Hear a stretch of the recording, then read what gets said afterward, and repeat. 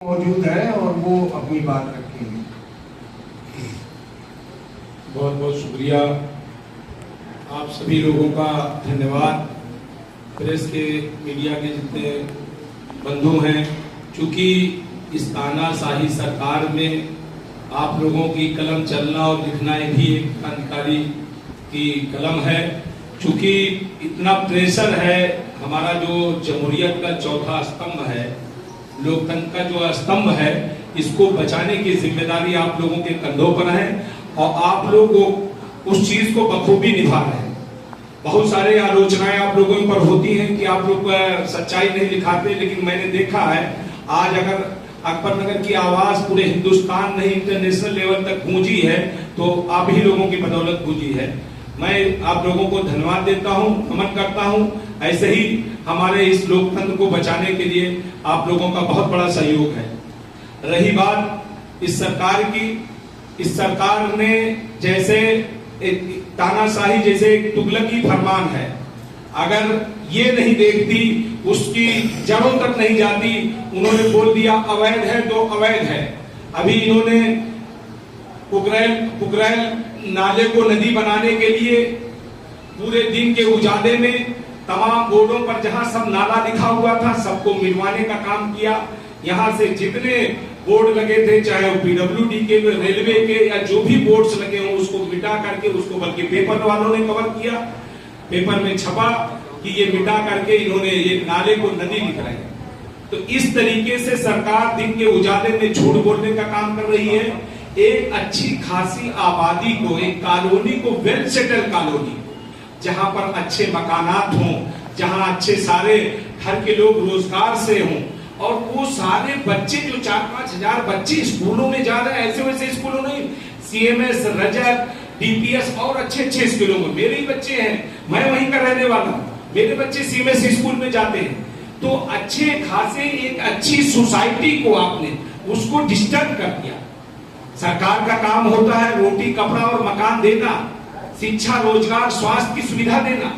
ये काम नहीं है कि एक अच्छे सेटल लोगों को एक उजाड़ करके उनको कोई व्यवस्था नहीं, शहर से दूर भेज देना।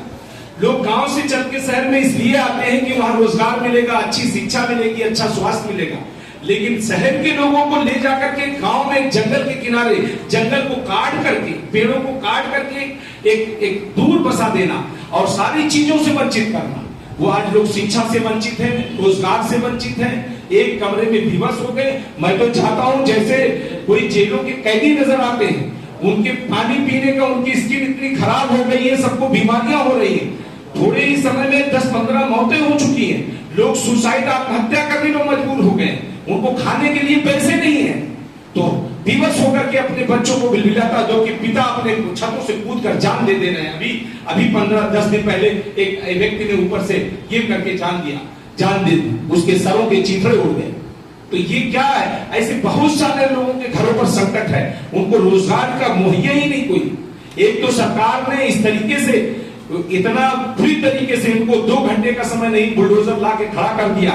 मैं कोर्ट जाने की कोशिश कर रहा था कि जाऊं सुप्रीम कोर्ट में, मेरी अगली नेक्स्ट रिवर बेड, जो इन्होंने कहा कि अभी हमारे वो अधिवक्ता महोदय ने ये बताया कि रिवर बेड डिफाइन ही नहीं जब उत्तर प्रदेश में, तो आप कितना ले लो। हमने उनसे गुहार लगाई, सरकार से, डीओ के अफसरों से तमाम लिख के कहा कि आपका जो पुगरैल नाला सौंदर्यीकरण, आप सौंदर्यीकरण या डेवलपमेंट के बाधा नहीं डालेंगे। आप अपना ले लीजिए 25 नहीं 50 मीटर, बल्कि हमारे यहाँ जो अकबर नगर का इलाका था वहां पुगरैल नाले की चौड़ाई 60 मीटर, बल्कि वो चौड़ाई आपको पिकनिक स्पॉट तक नहीं मिलेगी जो अकबर नगर में मिल रही। हमने कहा 50-60 मीटर, ये तो आपको ऑलरेडी चौड़ा मिल रहा रिवर बेड, आप और 25 मीटर ले लीजिए, 75 मीटर, 100 मीटर ले लीजिए, फिर भी कॉलोनी हमारी सेफ हो जाती। लेकिन आपको कॉलोनी को सेफ नहीं, आपको सौंदर्यीकरण नहीं करना था, आपको अकबर नगर नाम से चिढ़ था। अकबर नगर में ऐसा नहीं है, हिंदू मुसलमान सब लोग मोहब्बत से रहते थे। आज तक एक कोई घटना नहीं हुई। 70% मुसलमान, 30% हिंदू रहता था। हम मंदिरों के सदस्य हैं, वहां पर हम मंदिरों में पूजा अर्चना के समय हम जागरण कराते हैं, वहां सारी व्यवस्था, और हम हिंदू मुस्लिम सारे लोग एक साथ मिलकर एक ऐसा स्वर्ग बना था। अकबर नगर एक स्वर्ग था, जहां पर हिंदू मुस्लिम सिख ईसाई है, जिसका जीता जागता रूप है। वो एक कॉलोनी नहीं, एक अद्भुत कॉलोनी लखनऊ के अंदर थी। एक भी घटना बता दे वहां के हिंदू भाइयों से आप जाके इंटरव्यू लीजिए, आप कहते हैं ऐसा माहौल हमें कहीं इस हिंदुस्तान में देखने को नसीब है वो। लेकिन ऐसी कॉलोनी को आपको सौंदर्यीकरण डेवलपमेंट या रिवर फ्रंट नहीं बनाना था, आपको अकबर नगर तोड़ना था। आपकी एक तानाशाही सरकार एक हट धर्मी थी, मैं इसको तोड़ दूंगा, इसको बर्बाद कर दूंगा, आपने वो किया।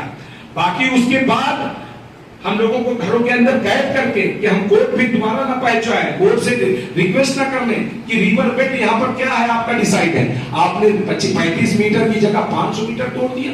ये क्या का न्याय है? सबसे बड़ी हमें दुख की बात है, कोई ऑथेंटिक कोई डिसीजन ही नहीं रहा। कौन क्या बोला, कहीं से बोला, कितना तोड़ रहे हो, कोई जवाबदेही नहीं इनकी, कोई ऑर्डर पास नहीं हुआ, बोले हमें तोड़ना। फिर हम लोगों ने जब अकबर नगर पूरा बेरहमी से टूट गया, लोग अपना सामान नहीं निकाल पाए, तब हम लोगों के विचार में आया ये तो बहुत बड़ी तानाशाही सरकार इस तरीके से पूरे लखनऊ को तबाह बर्बाद कर दी। नुज़ूल अध्यादेश आपके बीच में पड़ा हुआ है पेंडिंग में, अभी ये पूरा निशादगंज चौक जितना पुराना लखनऊ पुरानी आबादी है तब तो सबको खत्म कर देंगे। इस अध्यादेश पर हमें तो सबसे अभी कमेटी के लोगों से कि नुज़ूल अध्यादेश को वापस कराने के लिए चाहे आंदोलन खड़ा करना पड़े, उसके लिए भी हम लड़ाई लड़ेंगे। सबसे बड़ी बात है। दूसरी, हम लोग कमजोर लग रहे थे ऐसी सरकारों पर, तो तमाम सामाजिक और राजनीतिक संगठन मिल करके एक लखनऊ बचाओ संघर्ष लखनऊ से शुरुआत किया कि हमारी एक जो गंगा जमुनी तहजीब का एक केंद्र बिंदु है, इस विरासत को बचाने के लिए हम लोगों ने मिल करके लखनऊ बचाओ संघर्ष समिति का निर्माण किया। और उस संघर्ष समिति के माध्यम से पहला कार्य हम लोगों ने, पहला सम्मेलन हमने इंद्रप्रस्थ होटल नगर कॉलोनी में किया और 14 तारीख को अबरार नगर में किया। और इस आंदोलन के डर से सरकार, चूंकि लोकसभा चुनाव था, उस पहले तानाशाही की तरफ बढ़ चुकी थी, लेकिन जनता ने उनको सबक सिखाया, सरकार कमजोर हो गई, बैसाखियों पर थी। हमारे दो सम्मेलन में सरकार को झुकना पड़ा और रहीम नगर, अबरार नगर, पंतनगर और इंद्रप्रस्थ नगर को उनको अपना फैसला वापस लेना पड़ा। और उन्होंने कहा कोई घर नहीं टूटेगा, रिवर बेड 35 मीटर रहेगा, और अगर उससे भी कम लेने की जरूरत पड़ेगी, कोई घर आ रहा है तो 20 मीटर 15 मीटर लेकर के हम नाले को आगे बढ़ाएंगे। ये इनकी प्लानिंग थी। ये अडानी अंबानी और ये जो कारपोरेट के लोग हैं, इनको ला करके लखनऊ में अच्छी जगह कहां लैंड मिलेगी तो अच्छी जगह, ऐसी जगहों को ये चुनाव करेंगे। और अभी नुज़ूल वाली जगह खाली कराएंगे, हैदर कैनात खाली 5 लाख लोग प्रभावित हो रहे हैं। ऐसी जगहों को इन लोगों को ठेका दे दिया है और ऐसे इन लोगों को ठेका दे करके और पूरे लखनऊ को तहस नहस कर देंगे।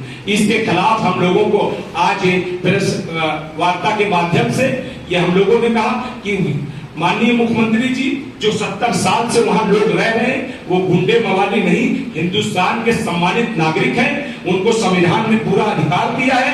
आप उनको भूमाफिया इस तरीके का वो शब्द न दें कि जिससे उनकी आत्माएं आहत हो रही हैं। और देश के प्रति हमारी जो नैतिक जिम्मेदारियां हैं, हम लोग उसको निभा रहे हैं। और आप भी जैसे अबरार नगर, खुर्रम नगर, इंद्रप्रस्थ नगर को आपने छोड़ दिया है, वैसे ही हम चाहते हैं पुनः अकबर नगर को। सबसे बड़ी मांग हमारी यही है, हमारे अकबर नगर को जो सारी लैंड खाली है, आपने पौधारोपण कर लिया, 25-30 मीटर तक कर दिया, बाकी जो लैंड खाली पड़ी हुई है, उस लैंड को पुनः हमें दे दिया जाए और हमें पुनः वहीं पर स्थापित किया जाए। और जो हमारे मकान टूट गए हैं, उसका हमें मुआवजा दे करके, ताकि वो 5000 बच्चे अच्छी स्कूलों में, अच्छी जगह, अच्छी शिक्षा दीक्षा ले जाए और एक अच्छी लाइफ स्टाइल बिताएं, जैसे वो एक स्वर्ग जैसा अकबर नगर था।